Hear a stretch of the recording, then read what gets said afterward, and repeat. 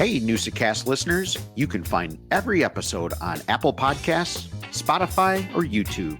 Please help us grow by subscribing or sharing the Newsa-Cast, or follow us on Facebook, Twitter, or Instagram.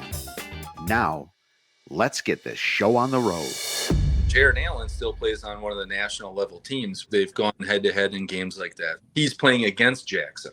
You smack talk Jared Allen at all?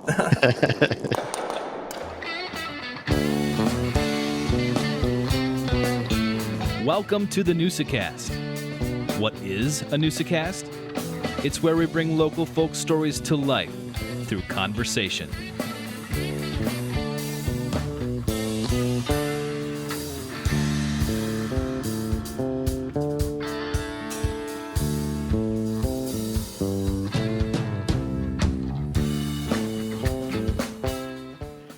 All right, Newsa-Cast listeners, welcome to our second show. Number two, Tosh, we made it. Number two in the books. This is pretty exciting. Like I said in the first episode, we're growing, we're learning, and we're excited to have you on the journey as well. So this second show takes place, and one of the big things happening in the Valley, Joe, is Paperfest is coming up at Sunset Park in Kimberly. Absolutely. They have a lot of live music, 3 different stages, but I'm excited for one of my favorite bands. They've played Mile of Music several years in a row. I've seen them out at Ledgestone Vineyard as well, and that's them Cooley Boys. Yeah, Exciting they just played kind. Jones Park, I think, earlier this summer or spring as well. You know, they kind of fuse a bluegrass and pop and, you name it. They're a fun band out of the Eau Claire area. And, Yes. I actually got to listen to them the first time was at my friend's cabin down in Viroqua, and he was playing them, and he goes, yeah, this is a cool band. You got to listen to these guys. So, super excited to see how popular they've become, and, looking forward to checking them out this weekend. Absolutely. And don't you love festival season, middle of the summer right now, and it's all about the festival, all about the music. I like it because it kind of brings you back to your childhood. Yeah. Cotton candy, the festival, the Summerfest. Summerfest. Yeah, Summerfest is another thing. I like thinking of these little the fairs though. These little fairs are something that like we talked about, like Old Pierce Park, and these are the things that bring you back to your childhood. So Paperfest is one of those local community events, totally free, and it's just a blast to be able to go and check those things out. Maybe a little REO Speedwagon at the Seymour Fair. There you go. Huh? Yeah, county Giddy fairs. up now. Absolutely. It's incredible, all the 80s bands that are out there now touring, coming back. They're all playing little fairs too. And hey, they found their niche, right? That's right. You know what? And speaking of finding niches, here's a niche sport that we're going to bring in this week, and one of the fastest growing sports in the country. If you didn't realize that there's high school teams, there are high school teams. It's not just a sport that you and Charles Barkley like to watch during the Olympics. We have an episode on curling. Oh, yes. How exciting is that? I tell you what, it's super exciting. Now, we had, I don't know if people remember, our last Red Smith Banquet in April of 2022. We had the U.S. Olympic curling team. And a lot of those guys are from Wisconsin, the UP, Minnesota. Wow, what a sport. I mean, you're right. We watch it every 4 years, but to kind of learn it, understand it, the dedication, the skill it takes for this sport, it's insane.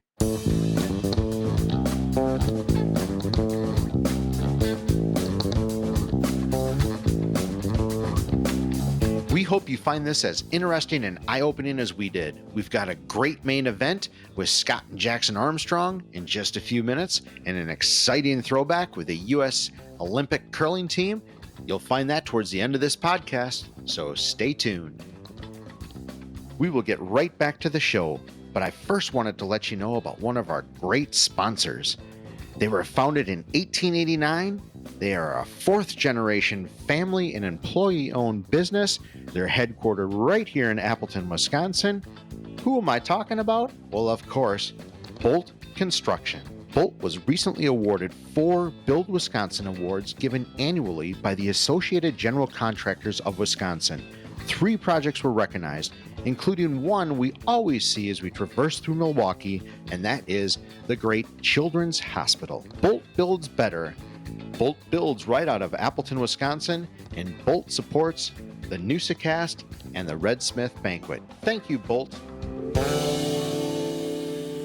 All right, Tosh, here's our chance to get a little creative in a new segment that we're calling Forgotten and Forgetting. So what is Forgotten and Forgetting? Forgotten is something we want to forget. We're forgetting is something we don't want to forget. Well, we're in mid-July here in Wisconsin, and something that I want to forget is the humidity. Amen to that. Kills.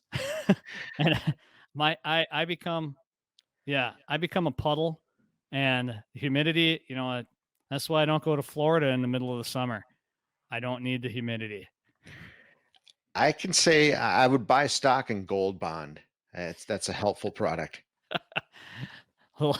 little monkey butt powder. Yeah, a little what are the kids saying lacrosse? Swamp ass? I know that feeling. Exactly. Absolutely. Yeah, we always complain about the weather, but you're right, man. Holy cow, you can cut the humidity with I always think of Scooby-Doo when he's cutting the fog and makes a donut out of it. It's kind of how I feel.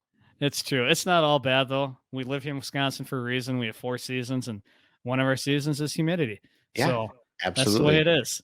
Goes right there with road construction. But, kind of low key, the older I get, it sort of feels kind of good on the old bones. Yes, true. Very good points. Speaking of being kind of an old guy, my forgotten is sleeping injuries, Tosh. It's a real thing. It's a real thing. But you ever wake up and you can just feel the twinge in your hammy catches and just wakes you out of a dead sleep and your hammy's engaged? Injuries. Nice. But currently I've got something going on in my ankle. Not to make this all about the old guy injuries, but it's always nice in the middle of the night, wake up with just some injury that's throbbing or cramped or whatever the case is. It just long story short, it kind of sucks to get old, I guess. Well, that's the bad. So with every bad, I think you need a little good, right, Tosh? What are you forgetting, or should I say, what aren't you forgetting? You know what? This is a time I have my first son going off to college, and my second son starting high school. So I don't want to forget those times that I have with them and growing up, and just the personal side. You don't forget those forgetting those pieces and the time you get to spend until it's too late. So enjoy every minute you have. Agreed. Yeah, it everybody tells you it goes fast. Man, it goes fast. I saw Will the other night. I haven't seen him in a little while, and he, shit, he's a big boy. It's hard to believe. Yeah, no, I'm never forgetting those times either. And in fact, something I'm never forgetting. I think to kind of go along those same lines. You and I have had a lot of dogs in our life, and I was sitting out on the back porch the other night, enjoying the humidity, kind of. With my basset hound, Hazel. And it's just kind of, the love of a dog. I was just sitting there thinking that you got to love the love of a dog, don't you? There's just nothing better. That is a good point. Man's Absolutely. best friend. So yeah, I have 2 of them myself. It's 2 Springers, absolutely. So they're fun. Oh yeah. We have some great stories. Well, shoot, not that anybody wants to hear this, but a shout out to Max. Remember Max? What a great dog he was. And, when Tosh and I were roommates eons ago, Max was the house dog. He had his own personality. That was awesome. God. And then some. Absolutely. Yeah. Forgetting and forgotten. F&F. Hope you enjoy.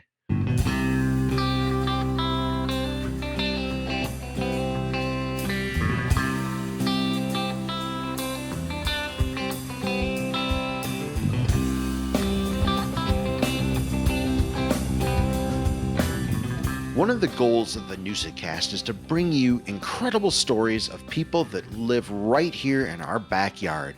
Well, that's happening today as we sit down with Jackson Armstrong and his dad, Scott. And we got to hear their incredible story. This is a great interview. Lucky enough to have worked with Scott Armstrong, and we got to hear his son, Jackson, who made the U.S. junior team. They won the U.S. juniors. Been learning a lot about it over the last few years, and we're excited to bring it to you guys. And if you don't know anything about curling, you're going to learn something about curling by the time this episode is done. Absolutely. I don't know anything about curling. I do know though. What position would you want to be? I'd go sweeper would be mine.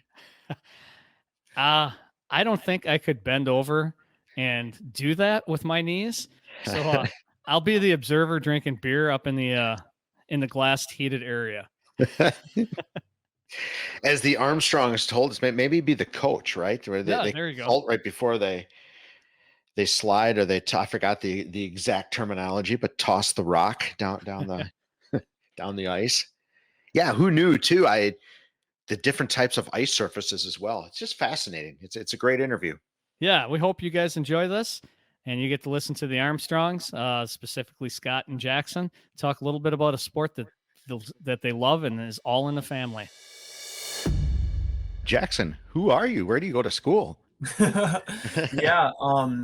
So I'm originally from Appleton. I grew up in Appleton, and then I completed 3 semesters at University of Wisconsin-Stevens Point, where I was actually accepted to a graduate program at the Chicago Medical School with just 90 credits. So I was one of the youngest applicants at that school to actually get accepted. So that was really cool. But excellent. Aside from academics, I've been curling for like at least 12 years now, since I was 6. So I'm 20 right now. And I grew up curling at the Appleton Curling Club on the west side of Appleton. And I'm sure you guys might know where that is. Yeah. Okay. Oh, yes. Right next to the movie theater, right? Yep. Right across from the movie theater. I got into it because of my dad. That's the entire reason, is because he had a passion for it and wanted to show his kids. So it was my older brother and my older sister and myself who were all brought down to the curling club, and he showed us the sport, and we all really, really liked it, and it just stuck. So is it one of those things from day one? I mean, you got at the curling club with your dad, and you get the rocks out and you're going at it. Was it like, did it click for you right away? Like, hey, this is something that I really enjoy. I mean, 6-year-old me might not have known it then, but yeah, that's probably when right away. I think I knew that sport was something that I wanted to do my whole life. Even if I didn't know I wanted to do it competitively at that time, I knew that this was something really cool. I think the competitive part at that point in your life was more, I just want to do better than my brother and sister. That's what it was. And then that led to other things. Well, that's a good point. I mean, your brother and sister and you, was there a huge competitive piece there as you got older? Were you competing with each other, or were you like, I'm going to beat that. I'm going to beat them and rub it in? Well, what's interesting is for 2 years of my competitive curling, I curled with my older brother on the same team. And that was a really interesting dynamic. I mean, I'm 4 years younger than him. So for him to play with me was a pretty large age gap as far as like how curling teams are set up. And I mean, there were times when we were fighting on the ice, just the brotherly love, I guess. But I mean, there were times when we had each other's backs, when we were, cheering each other on while we got to play with each other. So I think that was something really special. But yeah, of course, competing against my siblings was one of the largest motivators for me, I guess. Scott, if we take the story back even further, what did you grow up with curling? What's the passion? Where did the passion come for curling? Yeah, that's kind of interesting. So technically my children would be 4th generation curlers. So my grandfather was one of the founding members of the Appleton Curling Club. And this would have been like in the late 30s, early 40s, when they first built the original curling club at Pierce Park, which now is kind of like where the tennis courts are down there, if you kind of know where that area is. Sure. And then they moved in the mid 50s to the curling club as we know it at, out on College Avenue. But I knew that my grandfather was a curler. I never really got into it at a young age. It was something that I saw on television and I knew he did it. And I'm like, I'm going to go find out what Grandpa was doing. And I went down to the club and got some information for some of the local members, and they hooked us up right away with like a learn to curl. And I think right from that first get-go of throwing a rock and probably doing it so terribly and wanting to do like, I guess, self-improvement, knowing I could always do better. That's been kind of the name of the game, is trying to achieve like that perfection, which in like curling and golf, I don't know that it's ever achievable, but we try. Absolutely. Is it similar to golf? A lot of the similarities in the sport? I would say so. Absolutely. Especially with like tempo, consistency, the delivery dynamics is very much, like just having that consistent swing, everything that you can try and do repetitively, over and over again with the same consistency, that's going to have success. No, absolutely. Sounds very much like golf. Yeah. Yeah.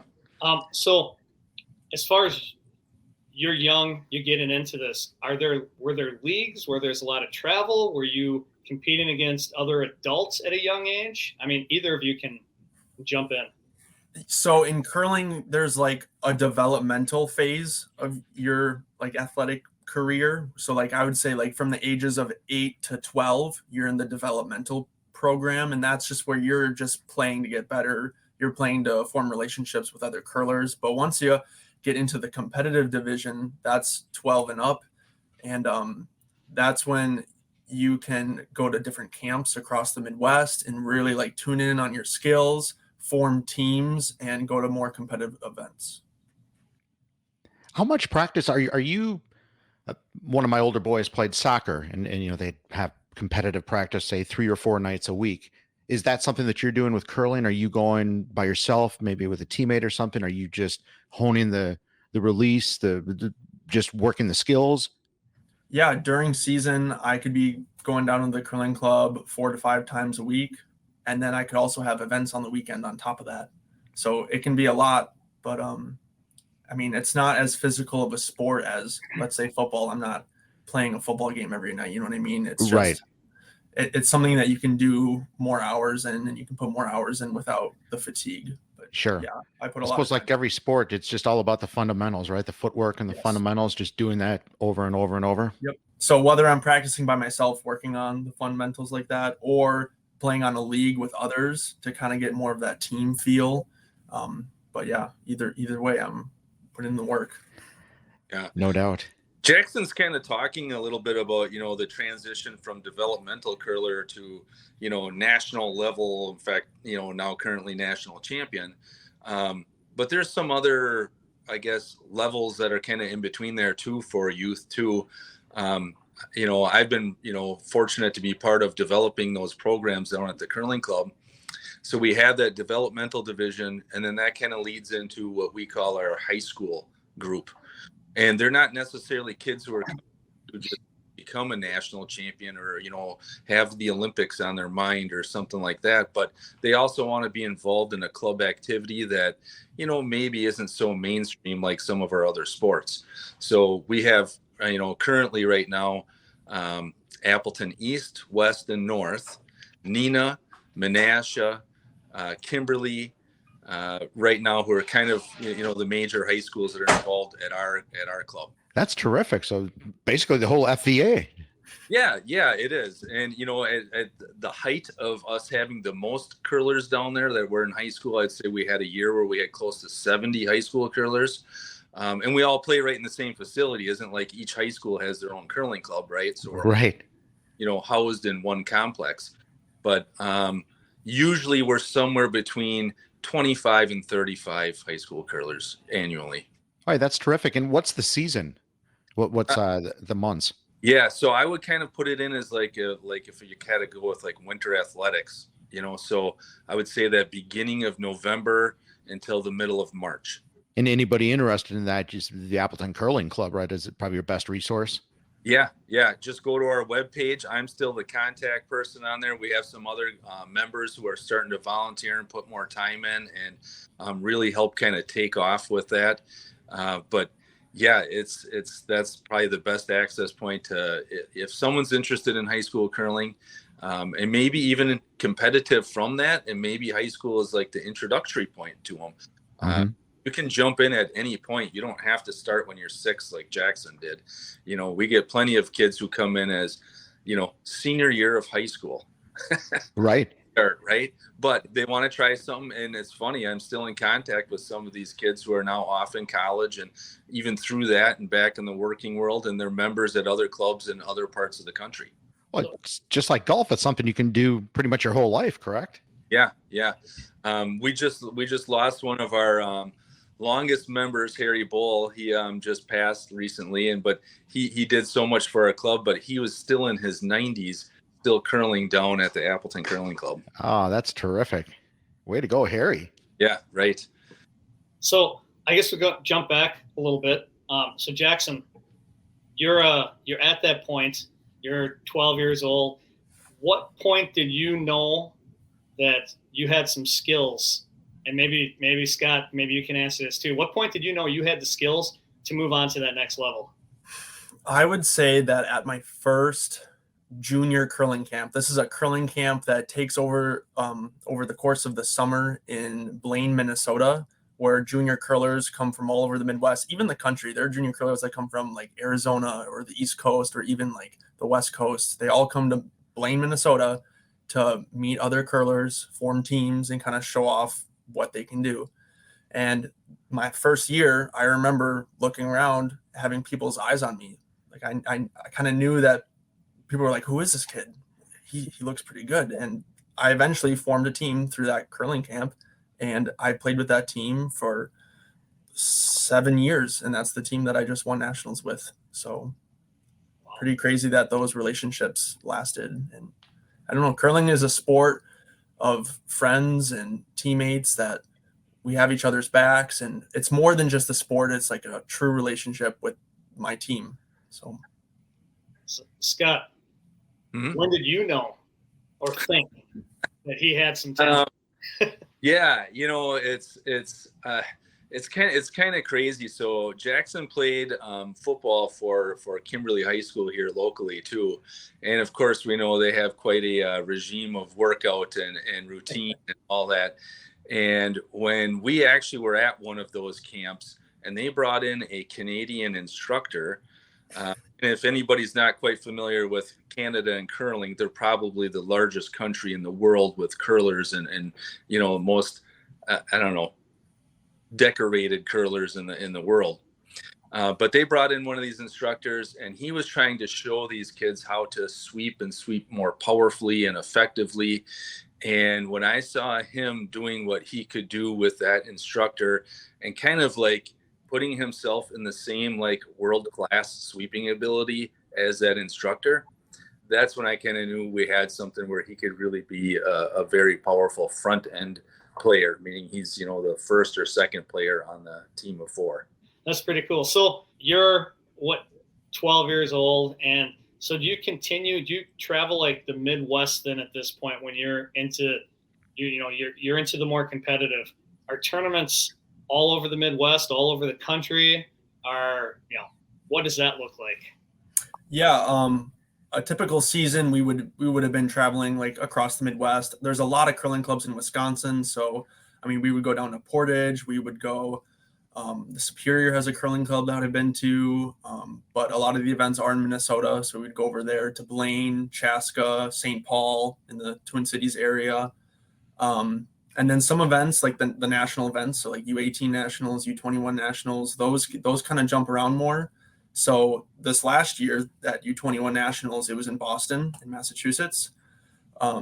So just kind of give a little perspective of how far away the events can be, but most of the season is in the Midwest. Yeah. How long is it so you go to Boston? How long is that tournament or matches? Yeah. So a national competition like that is 7 to 8 days. So usually curl 2 games a day. Each curling game is about 3 hours, depending on how many ends we're playing. So it can be fatiguing if you're curling for 6 hours a day. It can be strenuous. So they kind of have to make the events pretty long. Was it difficult during school? Did you do a lot of this during high school then? The travel? Were teachers easy to work with, understanding? I mean, it's tough if you have to go to like a weekend tournament and you have to miss like a Friday. And then on top of that, you're going to the national competitions and missing entire weeks. I mean, I really built up some absent days. So some of my teachers were kind of mad at me, but I mean, I tried to be as responsible as I could. I tried to get my work done ahead of time. So I never really had any big issues with it. But you got to look at the curling schedule right before you set your final schedule, I would think. Right. So yeah, like you were just mentioning those length of games, that just showed up at this last nationals where they're at. I would say that Jackson's team was probably the most senior team there. So there was quite a few teams that were put together that, were a little bit younger, like they once were when they first kind of broke onto the scene. But I would say that was probably their strongest, their biggest strength here at nationals was that ability to, show up and play through those 2 games a day after day through the entire week. I think that's where they were physically stronger and mentally stronger than those other teams, and ultimately why they showed up and had the success they did. Are the levels a lot like other sports where you have like U14, U12? Is that the same type of leveling that you have in curling? There are U18, like that's the youngest, the U18 national championship, and then the U21 national championship, which I just won, and then it goes into men's. How long do you think you want to curl? What, another 10, 20 years? Are you looking for the Olympics? Is that the next goal? Yeah, I mean, it depends how this next season plays out with the team going to Junior Worlds and going to men's nationals, playing against the Olympians, John Schuster, Matt Hamilton, the names. If we play really well, I mean, the team would stay together and try to take a crack at the 2026 Winter Olympics. It could happen. So, that's going to be fascinating to watch. And where is the 2026 Olympics? That's a great question. I don't know. Didn't do my research. Sorry. Yeah.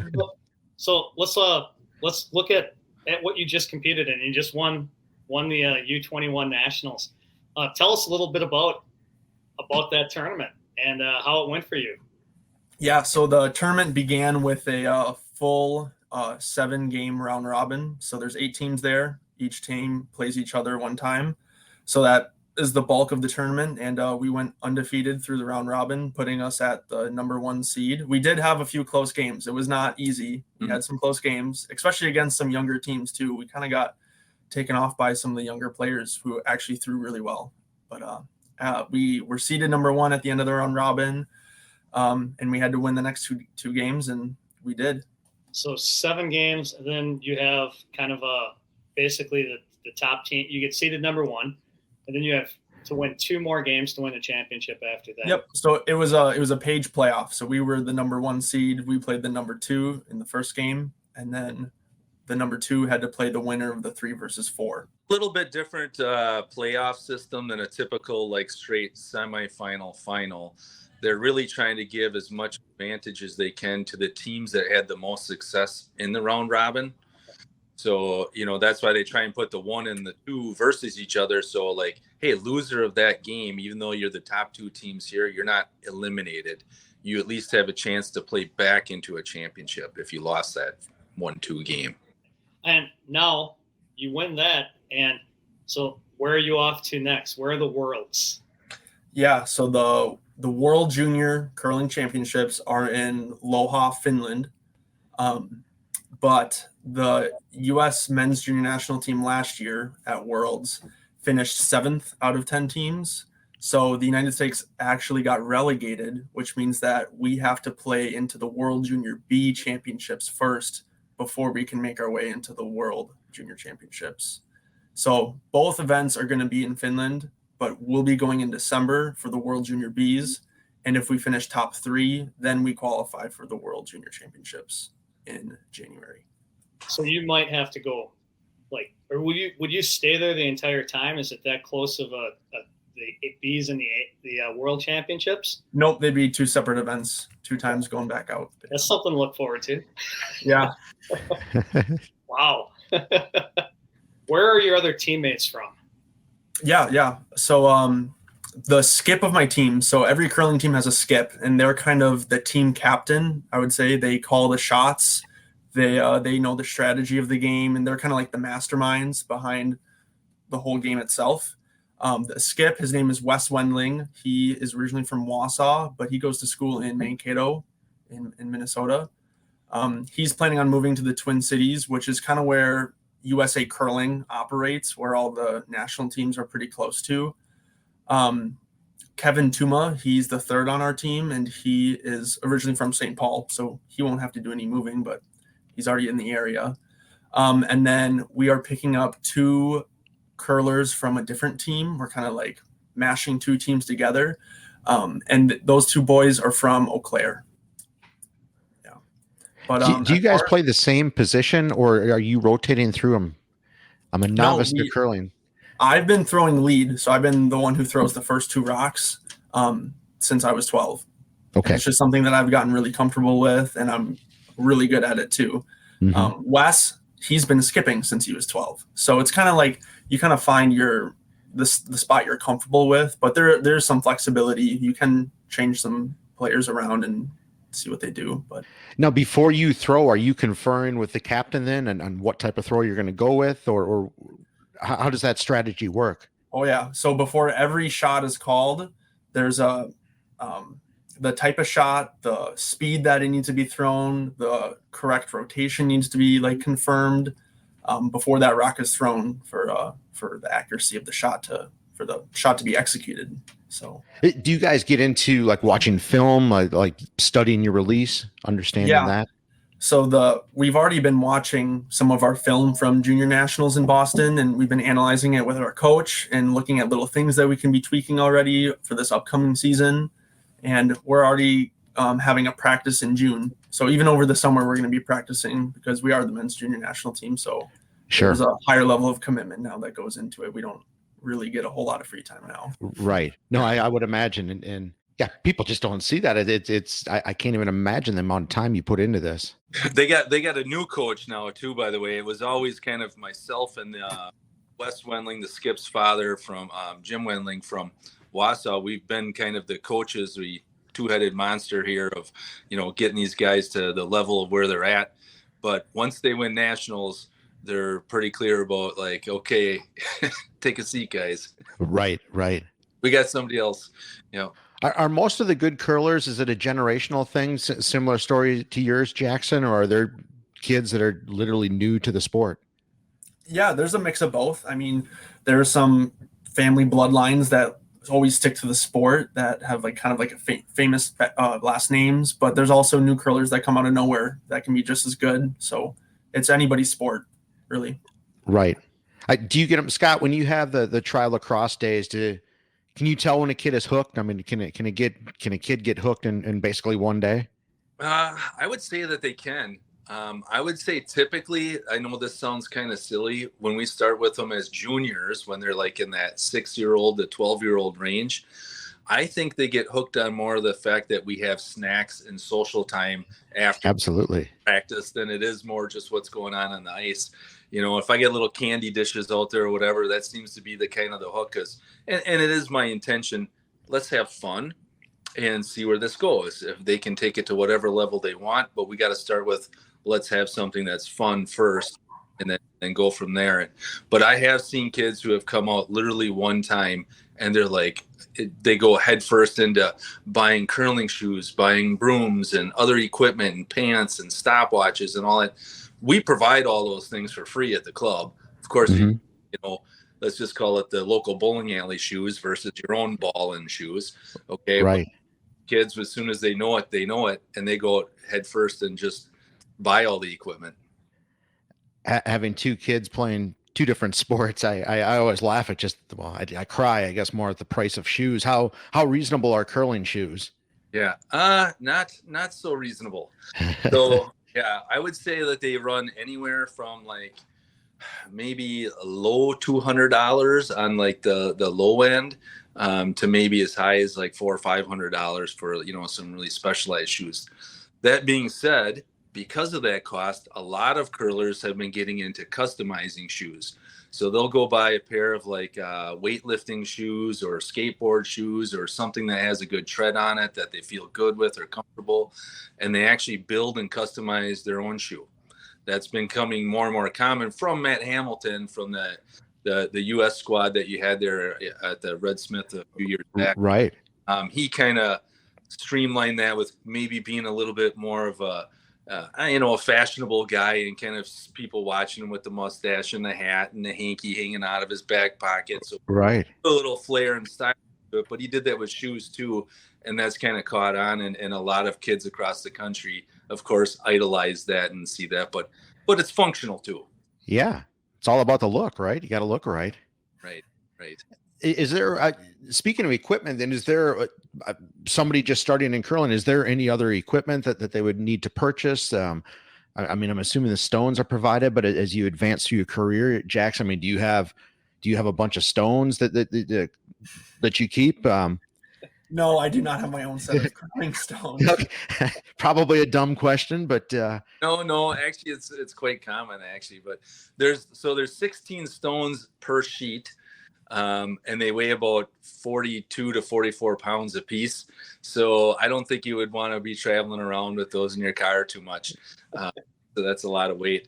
But the stones stay at the club, so they're unique to each club. The only stones that really travel are the ones that are used at the national level or the world events. Those are the ones that they keep pretty specialized and travel with. is it like hockey pucks? You have to keep them frozen, or baseballs, you keep them in a humidor? Is there any special handling of stones? I would say kind of. I mean, they always just kind of keep them in the ice houses on the ice. I know there's times of the year when we don't have ice, that we take special care with them, I guess, of like making sure they're flipped upside down so that the running surface isn't, on like a carpet or on some kind of other edge. But outside of that, it's just, making sure that they're on a cold surface all the time. Maybe another dumb question, but what is a curling stone actually made out of? Yeah, it's funny. All curling stones actually come from the same island. I'm not really sure what country it is, but they all come from the same island because the granite density has to be exactly the same. Otherwise, the rocks would break and chip. And I've seen people throw rocks really, really hard at each other, and I've never seen a curling rock break. And that's because the granite is so hard and so dense. Yeah. Interesting. Where are they manufactured, on that same island, or? Yeah, I mean, I think they harvest the rock from that island and bring it back and sure rocks. Yeah. I think at this point there's they've used other quarries besides those. This was in Scotland. I can't remember the name of the quarry either. I probably should really know. But they're getting to the point of, like, I guess, over harvesting the rocks out of there. There isn't enough of that quarry left. So they're starting to find some other rocks in other places around the world. But it all really kind of started right there in Scotland with those stones. I had kind of backtracking to the U.S. Junior Nationals. How many teams made it to Nationals that you beat? 8 men's teams and 8 women's teams qualify. And you have qualifying events that led up to making to that? Yeah, so there's 6 qualifying events. So at the start of each season, there's 6 qualifying events that if you win one event, you automatically qualify for Junior Nationals. And then the remaining 2 spots are met by earning points on the World Curling Tour. So if my team were to compete at a national event where there's like a big entry fee or there's a big purse that you can win, those points are tracked by the World Curling Federation. And if you win games, you get like 2 points. If you lose a game, you get like half a point. So then the next 2 junior teams with the highest World Curling Federation points would get the next 2 spots for Junior Nationals. And then how many teams are at the World Bees? So that's a really good question. Yeah. I'd imagine. Sure how many are there. I can tell you some of the ones that will be there just because they also have to go to relegation. And I think maybe for the first time ever, Canada is one of them that has to go to relegation. They actually did not finish in the top 6. Korea, Turkey, and was it Japan? I think, plus the US. And then I know there's another handful of like European countries that'd be there too. So I don't think we know that number yet. And maybe it isn't even determined yet, but I would guess it would be somewhere right around like a dozen teams for that qualifier. So you're a young kid, you're coming in, you want to play. What is the initial cost to come in and start competing and start playing? Yeah, I guess that can vary kind of like club to club. For us, our juniors at our Appleton Curling Club, anything on our junior night, which is kind of like our 12 and under kids, we offer that as free to anyone in the Fox Valley. You just have to fill out a waiver and make sure that you got comfortable clothes and all that. We got everything that's down there for them. So essentially it's free. Then when you get into the high school level, we do charge like a very nominal fee. I think it's like $45, and that's for your entire season. So still quite affordable. And then all the equipment again then is also, provided for, and you can upgrade your own if that's your choice. But then when you get into the what we call the tournaments, the tournament word in curling is bonspiels. You can go to like local bonspiels or the competitive national level ones that we're kind of talking about. The local bonspiels can run anywhere for a team of 4 kids to be like $100 to $160 for the team for the weekend, and you're guaranteed 3 games. So still pretty affordable. There's hotel and food costs, things like that on the, and just like if you're traveling with baseball or soccer or whatever it is. But then at the national level, we start to get into a little bit different animal. Some of the spiels or bond spiels that they enter are cash spiels. So your entry fee actually goes back into the payout of the winners of those bond spiels. So you could be $1,000 for an entry. It could even be more than that in some cases for some of those too. So does that money, how does that affect you as a competitor? Can you bring that money home? Is it like scholarship money then? My team actually won this one cash spiel in Chaska, Minnesota, and it just went right back into the team budget. So we used it to go to another bond spiel. So it's just something that keeps you going along in your season. And it's kind of like a really good pat on the back too. We felt really good about ourselves after actually winning some money. It felt really cool. But it can also be really frustrating when you want to go to these events and the entry fees are like $1,000+, but you want to be at these events because that's where the good competition is. That's where the Olympians play. That's how you get better, is playing with teams who are better than you. And you're probably going to lose, but the experience is worth it. So what is the growth of the sport right now? Are we like seeing a huge number coming up? I would say it's really hard to put a gauge on it right now just because of COVID, right? So like COVID kind of like had everybody kind of stepping back a little bit, where memberships dropped a little bit. And, of course, we weren't around each other. Many clubs across the nation didn't even have ice for that season, because there was no club activities. So we are seeing, I would say a steady increase in membership across the country. And more so in places outside of the Midwest. So Midwest is kind of the mecca of curling for the United States. It's kind of where the most clubs were always at, and probably the most culture of curling. But just like, with like NHL hockey, and all of a sudden, they're in Tampa Bay and Carolina and wherever, they're kind of, everywhere.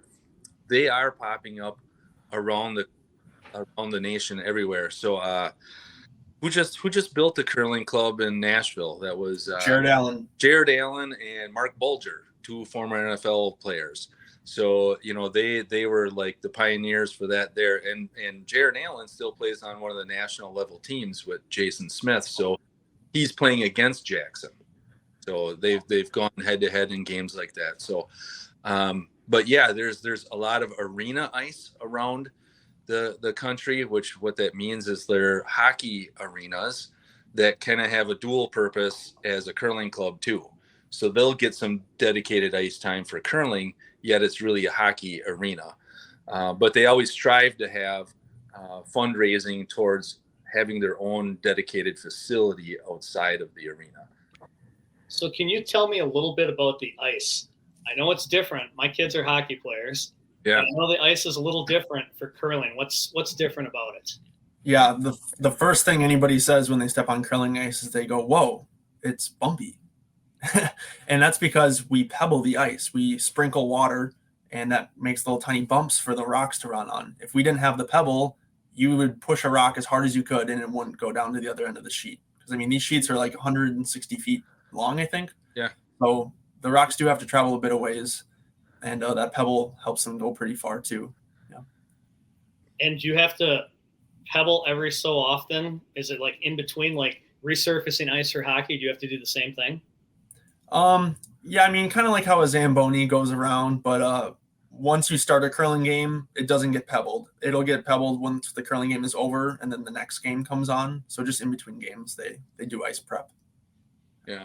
Almost more like bowling with like oiling a lane or like refreshing it or something like that. A little bit more like that. Kind of jumping forward to like the Olympics.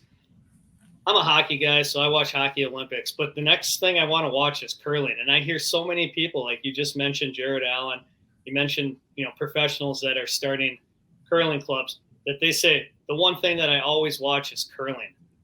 Why do you think that is? Why do you think so many people are kind of fascinated by watching it on TV or getting a chance to maybe watching it live? It's a difficult question, but I would say a lot of people get fascinated with it. First of all, because I don't know, maybe I can kind of make this comparison a little for myself of like trying to watch rugby. I'm not really sure what the rules are, right? So I kind of like first get pulled in, like, what is this? What's happening? And I want to kind of learn about what's going on. And you kind of get, I guess, pulled in by the strategy of the game. A lot of people look at it from a television point of view and think more like pool shot, like, oh, why don't you just hit this one into this one and bank it over to here, and your stone will end up right in the middle. Well, that's easily said, but very difficult to do. In fact, sometimes impossible when I'm listening to other people that are watching curling for the first time. So I think it's just the obscurity of the sport, not seeing it. I mean, how many games are played like that, on ice, and it's basically like a chess strategy game that, it's very interesting. I don't know else how to explain it, but people do seem to watch it. I think at this last Olympics, it was the number one viewed sport at the last Olympics. Is there an official or a scorer? How is who's the arbiter of the game? Yeah, the World Curling Federation has head officials and umpires that kind of just like watch the game, make sure that it's being carried out properly, and they hang the score and things like that. When there's timeouts or when rules are broken or something like that, if something goes wrong, that's what the officials are there for, just to kind of keep the game going. Are there certain fouls like in golf where you would call them on yourself, or is that something that the official would call? Curling is tricky because it's like golf where it's a sport of etiquette. So if a team does something that's wrong, let's say they bump a stone that was in play that had stopped, it's on that team to call it out that they burned a stone. That's what it's called, burning a stone. It's not on the other team to point fingers and say, hey, you just did this. You should, you know what I mean? So it is a sport of etiquette, and that's what we call the spirit of curling, is that you always want to like be the best person you can be on the ice, and that it's just a game. There are no hard feelings. You're not trying to make fun of your opponent. You're just trying to play a fun game. Are there any bad boys of curling that maybe bend the rules a little, or don't call? There's some hotheads out there that kind of take it a little too far, but I mean, it's competition still at the same time. So it's a difficult balance. Yeah. You smack talk Jared Allen at all? I'm not. That's probably not a good idea. Yeah, he's a big boy. When you're ready to throw and you guys are talking about where you want, are you thinking several shots ahead, or is it that shot to begin with and then looking ahead after? Always. We're always thinking several shots ahead. If not, we're trying to think about every shot in that end. There's only 8 rocks that you get to throw in an end, and you're trying to think about all of them. And not only that, you're also thinking about which end you're in the game. There's 8 to 10 ends in a game, and if you're up with a big lead towards a later end, your strategy will change versus if you're down towards the end. So there's a lot to keep in mind, yeah. And you learned all that from your dad, right? Some, yeah. Not most of it, yeah. And Scott, you mentioned earlier, this is something you can do your entire life, and that's got to be one of the benefits of trying to attract people. Like, yeah, you can do this until you're in your 90s. Right, right. So we have like, I don't know, I guess that's kind of one of the selling points that I kind of use it with too, even with our high school kids. When you're done playing high school football, there are a few that get to move on to college football and maybe, advance past that. But it's one of those sports that you can do, like Harry did right up until your 90s. There's lots of times where there's people who may have like a physical disability where maybe they can't get down in the traditional delivery like we do, where you're very low to the ice as you're throwing a rock. We have sticks that are in place where you can actually attach it to the handle on the stone and walk out more like a traditional shuffleboard player would be on a court, so that we can kind of keep those members down there, because it is a huge social aspect of our club too, and we want to keep as many members as we can around, just having a good time and being part of a family. Jackson, a little bit. I mean, we know where you are now, going to nationals. What sports did you play growing up as well? Yeah, my dad mentioned earlier I played football for Kimberly High School. I really did enjoy that. It was really good for me. I also played soccer in middle school.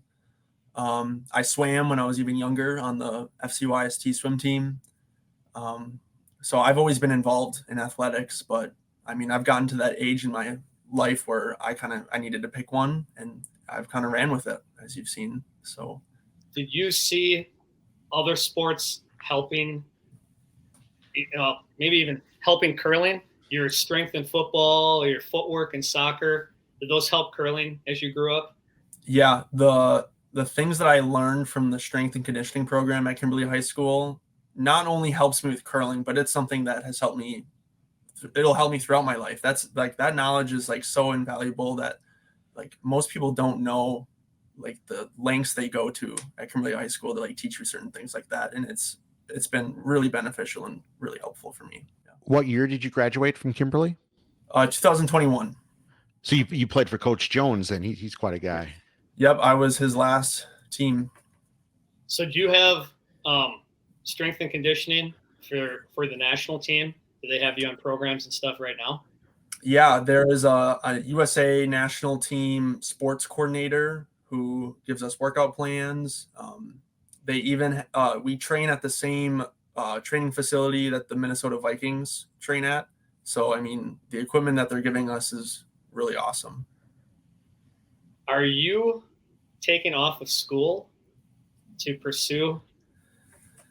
Yeah. So I said earlier that I was admitted to a medical program, and after we won nationals, I had to tell them that I need to defer a year. I can't do both. This is something that is a once in a lifetime opportunity, and I can wait. School can wait. School can wait. Dad, you feel good about that? Yeah, I do. They've worked so hard to get to this point, and you finally have reached this pinnacle of achievement of becoming Team USA. And that's kind of what I stressed to this team too, when they finally won, and we went through the whole award ceremony of, they got their gold medals and stuff. But what really blew me away was when we were right up in a team meeting with the people from USACurling, and the kids are trying on the jackets and the clothes, and it says Team USA on it. And, the chill, the hair on my arms standing up in the back of my neck. And I really said to them right after, I'm like, you guys, you didn't win a gold medal here. You won the right to be Team USA. And that's the most important thing here, is that, not the medal itself. Yeah. What an incredible achievement and feeling that's got to be. Yeah. Congratulations. Yeah. To both of you, really, as a father too. I mean, Eric and I both have kids. I mean, what a terrific feeling. I mean, just feeling of accomplishment. There's no better feeling than to see your kids be successful. Yeah, it really was. It was very emotional too. So don't get me wrong. I think we were so focused on getting to the end that when that finally happened, the amount of emotion that let out. I mean, I was just a bawling baby. It was terrible. but that's just what happened. It just kind of like, we embraced each other and gave each other a big hug, and we're kind of at the bottom of the stairs where, not all the patrons and everybody could see you, but, it was just to kind of let loose, and it was a great moment and one that I'll never forget. But yeah, it's, when you finally get to those things that you work so hard for, because there's been so much disappointment along the way, right? We've been second fiddle a lot, and you finally got to that spot where like, oh my gosh, we just did it. I didn't even know how to react that, when we won. I was just like, well, that's it, What a feeling. And you're right. You touched on something that there's so much disappointment in sports. You have to learn how to overcome it, but that's life. And that's the great thing of all sports. So Jackson, do you ever just sit there and think and like, man, I'm representing the USA, and what do you feel? I mean, I don't know if it's hit me yet. I don't know if it ever will until I get to Finland, Yeah, it is a weird thought. I mean, yeah, it really is a once in a lifetime opportunity that I'm getting. And it really means a lot to me to represent my country. And I mean, there's pressure that comes along with that, but I mean, I'm ready to take it on. I'm ready to win at junior Bs and go on to worlds and play some really good teams and curl and have fun. And I mean, that's the reason because I love the sport. You know what I mean? Like, it all comes back to like my love for the sport, Yeah. I don't know if we touched, how long is the junior B tournament? It'll be 14 days. 14. Okay. Yeah. It's long. And Scott, I assume family's going. Yeah, it was kind of funny. It wasn't too long, when the phone, right after they won, the phone started blowing up with all the text messages and people trying to get, it was like the entourage of people who are coming along. It didn't take long for people to say, hey, I want to go to Finland. I would love to come and see them play and watch and all that. So now we got to hammer all that out of how many are coming and where are we going to stay and what's that going to look like, and let that not be a distraction to Jackson and the team, right? That's the biggest part of that too. We are there now as spectators, and we're just there to get behind them and root them on, Team USA. But it's pretty special for family and friends to be able to go there and watch somebody who they have a personal connection with. And What are the dates of the Nationals? When are you traveling? I know it's early December. They were trying to narrow this down. Actually, yeah, they don't know exactly because they're doing the men's and women's events separately, but they don't know which one's going first. But it's in December. And will people be able to like stream it and watch it?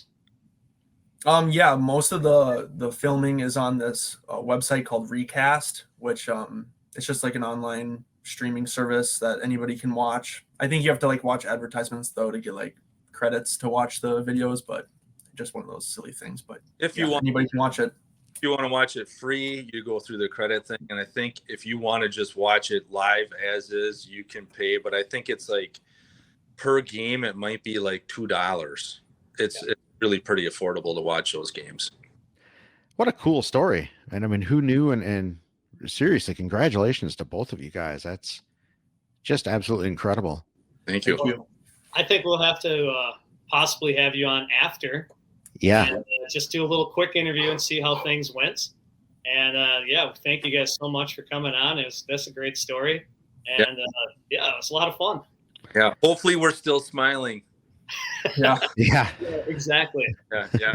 All right. Well, thanks a lot, guys. Well, thank you for having us. Thank you, guys. Good luck with everything.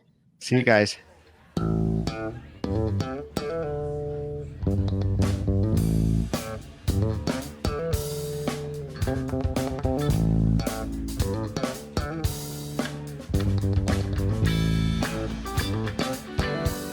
Hey, what a great interview with the Armstrongs.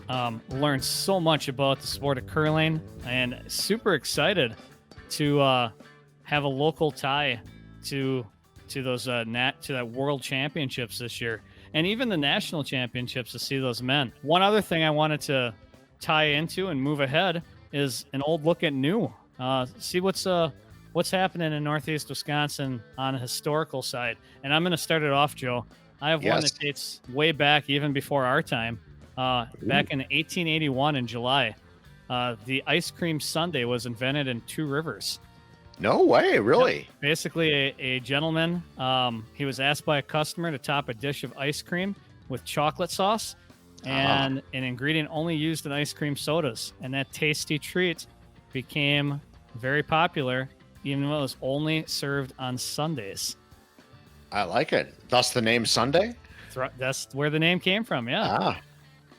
I love it. I love it. I love ice cream too.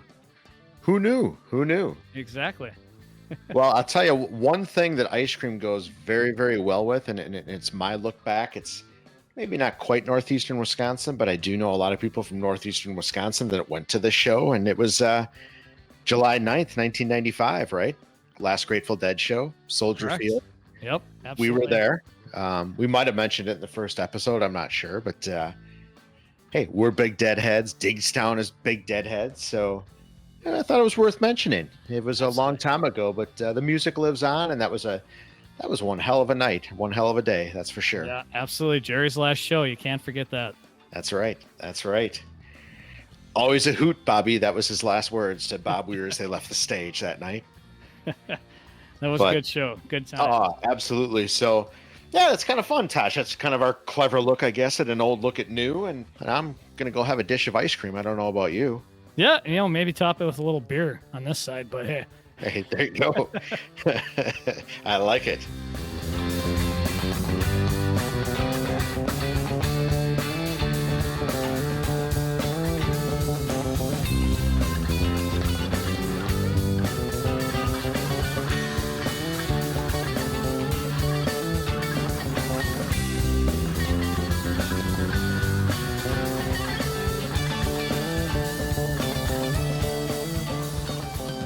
So, Tosh, continuing the theme of curling in this episode, it's our throwback segment where we throw back to the Red Smith Banquet, take a segment from a show. In 2022, we had the U.S. Olympic curling team. We had 4 of them there. 4 of the 5 guys were there. It was a heck of a show. Those guys are awesome. And I know we had talked about maybe a little ice cream and beer, but those guys know their beer. They know their curling. They have a heck of a story. So sit back and listen to it. It's a great interview. Enjoy.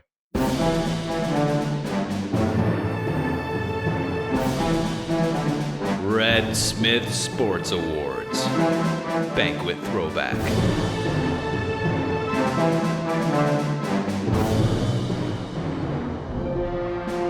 The Red Smith Award, of course, goes to someone who has made some unique contributions to sport in Wisconsin and also epitomizes the great values that Red Smith exhibited. Let's give a Red Smith welcome.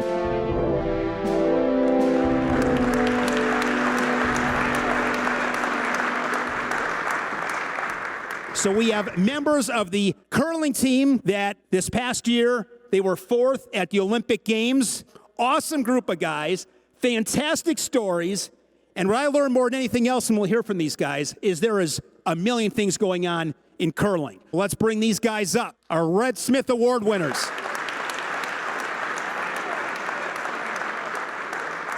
This is Team Schuster. So this is John Schuster here next to me. He's the skip. So what he does is all really on the strategy side of things. Then we have the other John Landsteiner. These two have been together for 12 years, correct? Yeah, about that, yep. About 12 years. These two won the Olympic gold medal together in 2018. Olympic champs. Olympic champs. Then we have, to the third here, Chris Plies. And then on the end is Colin Huffman. Colin lives in Seattle. These guys competed against each other as juniors. And Colin was telling me that he was having good success with you as a junior, and then he said, hey, if you can't beat him, join him. So these guys are the team right now. There's also another member of the team, but he's not here with us tonight. So these teams, 5 people. How did you get involved in curling? I think all of us had some family connection to the sport. My dad played in league from the time I could walk. And my mom would take myself and my sister to the curling club on Thursday nights when my dad played in men's league, which you guys have a curling club here, much like actually kind of all of our clubs at home, a little 4-sheeter in Chisholm. And my dad would never let me throw a rock. It's like it's men's league. It's a place for the guys to play.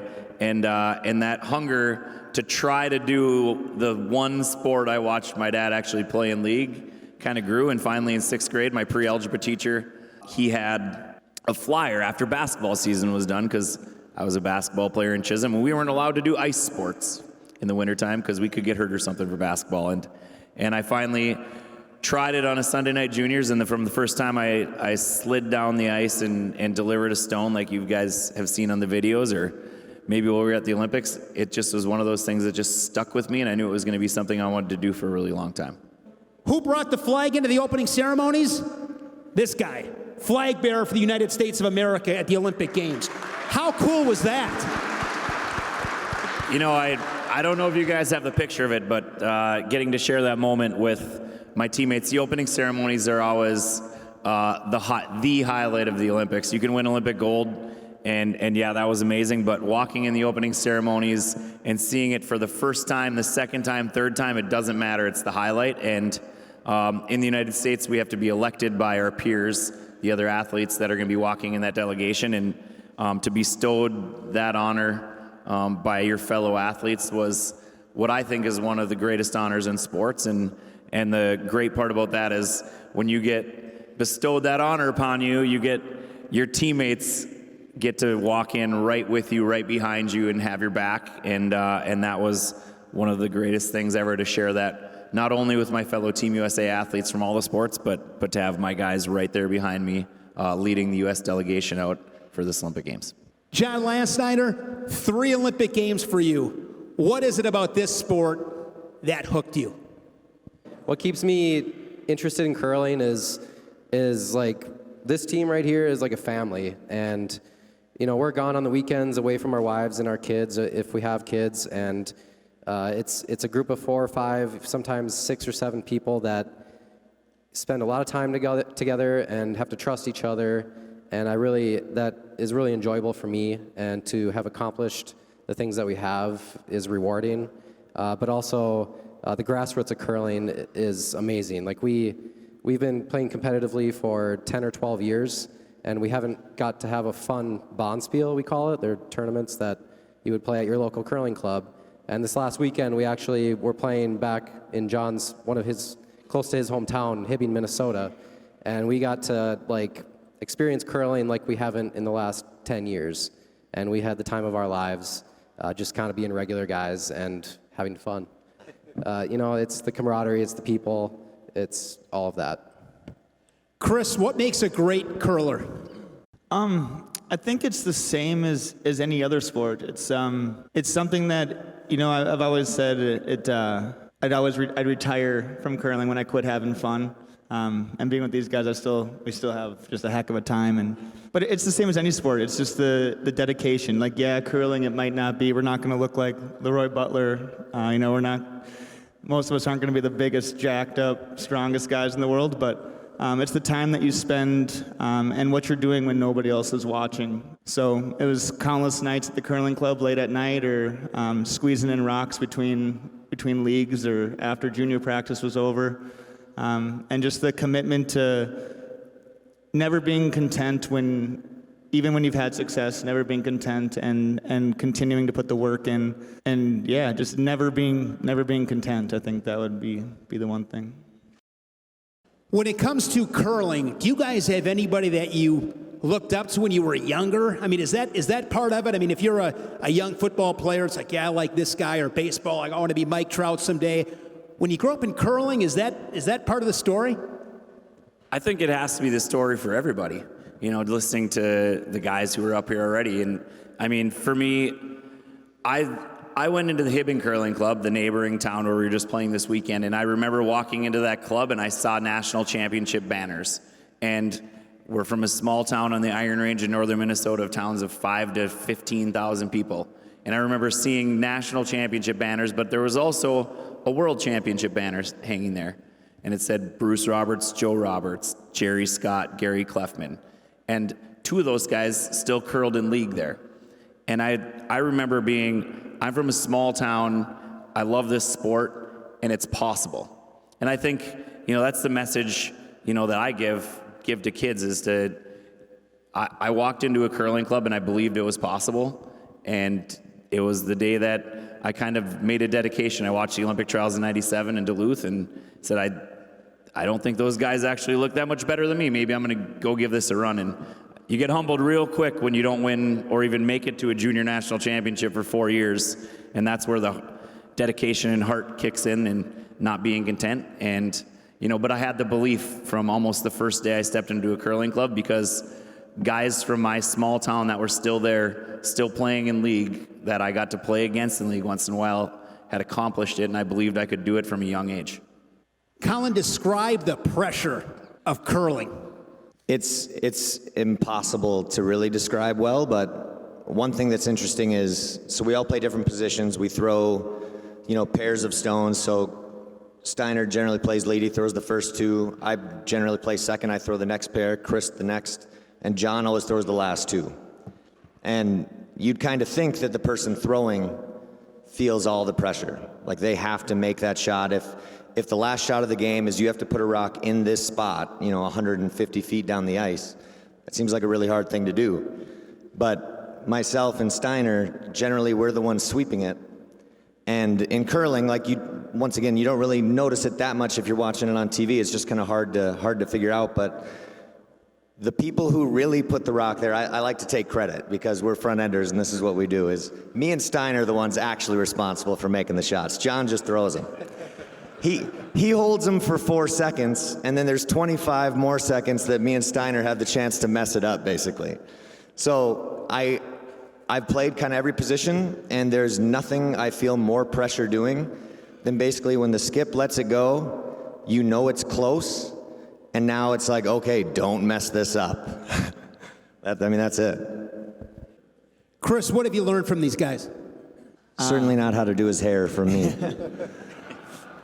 So I joined this team 4 years ago after Tyler, the third from the gold medal team, retired. And for me, growing up, I had a ton of success at a really young age. I was a world junior champion, won a ton of junior nationals, and then after that, lost just so many finals. There was times I thought about giving up, because us curlers, I don't know if anybody knew this, but there's no $1 million contracts in curling. Yet. But I just kept grinding and grinding and grinding. And when Tyler retired and they gave me a call to come join their team, I jumped at it. And the first year that we started playing together, I'd played with a lot of talented guys over the course of my career. But when I started joining these guys, there was just something different. And John kind of alluded to it earlier, that I think stemmed from 2018, was just how selfless a good team has to be. And having teammates that when you're not at your best, they kick it up a notch for you to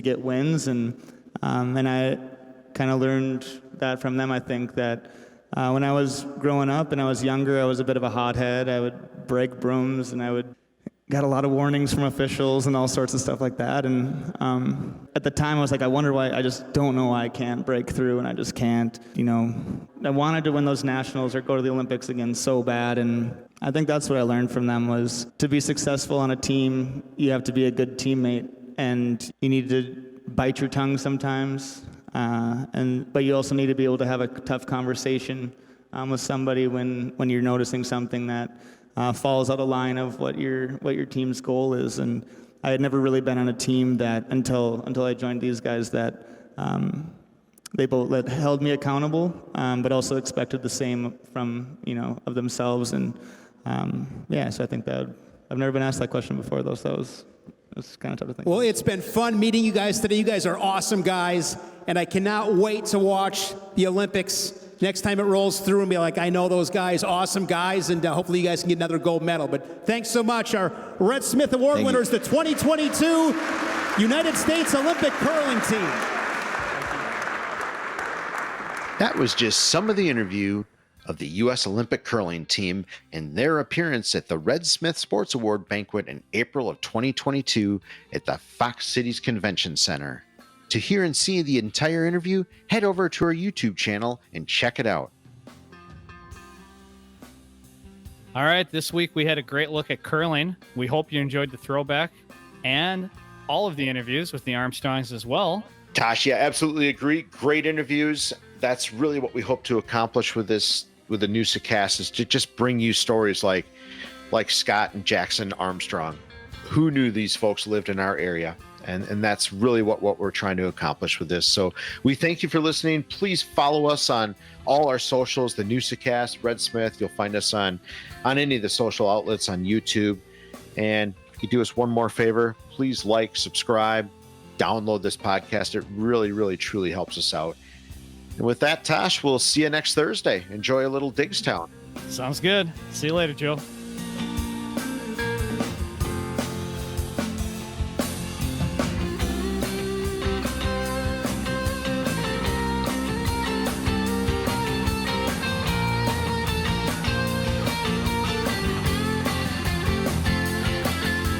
Thanks for listening to the Newsa-Cast. We appreciate your support. If you haven't yet subscribed, please do so and tell a friend. A huge thanks to Diggstown for all the music in today's episode. Catch a gig or find them on Spotify.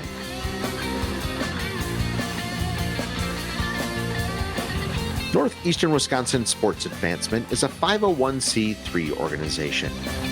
Our mission is to raise money, provide support, and create awareness for youth sports organizations in northeastern Wisconsin. We do this primarily through the Red Smith Sports Award Banquet and the Newsa-Cast. Each year, we give back to the community through 3 initiatives: the Every Kid Plays, the Gives Back Initiative, and scholarships to student athletes.